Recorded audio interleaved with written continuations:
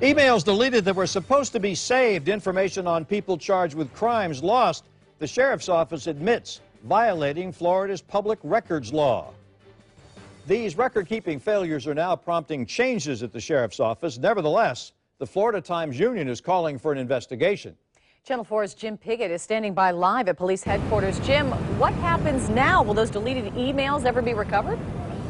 Probably not, unless they show up on another computer. But here's what happened. The Florida Times-Union basically requested some older emails from several years back, only to find out that those were deleted just after 90 days. Deleted a lot sooner than they should have been. Thousands of emails come in and out of JSO every week. And according to our legal expert, attorney Ed Burke, those emails are public and are supposed to be saved. The point where it gets difficult is for how long. There are standards and regulations published by the state, and you can't really say, well, an email you have to keep X number of months or years. It's what's in the email. It's the type of communication it is. It's the purpose for that email. If it's used in litigation, if it's used in prosecution, there are going to be different periods of retention required for those kinds of documents. But requests by the Florida Times-Union for an email regarding the jail term of a prisoner turned up problems. The sheriff admitted those emails, as well as others, were deleted after 90 days because of storage issues. I asked the editor of the Times-Union about that. Were you surprised to learn what happened here, that they weren't keeping those records? Well, we were.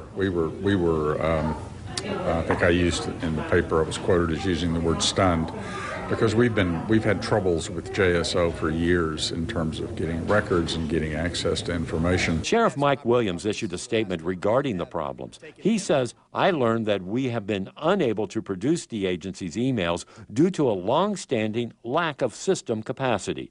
He went on to say, I have come to learn that we don't have the emails retained for that required period.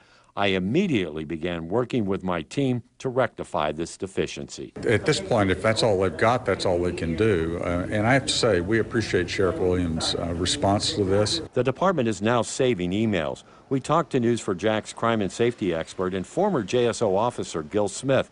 He dealt with email requests in his role at the department about whether the sheriff's response is enough. I do believe that he is trying to be transparent. So now they just have to work through to get the proper interpretation of the law for each case to see how long these records are supposed to be kept.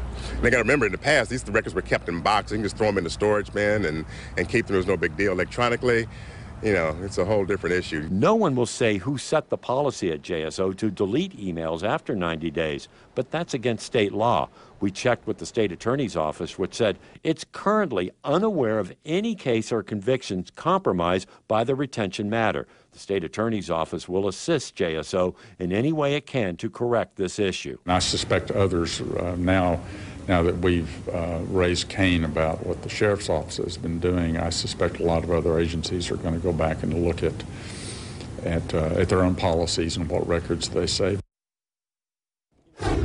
Memo, he had said that they are going to begin training and really looking at the retention policies and start that right away. We're now told to at least have 100 days of emails that they're saving at this point. A couple of other things. I did check with the area agencies to find out how they handle the email situation. City Hall says they hold on to them indefinitely. In St. Johns County, they have them since the year 2000.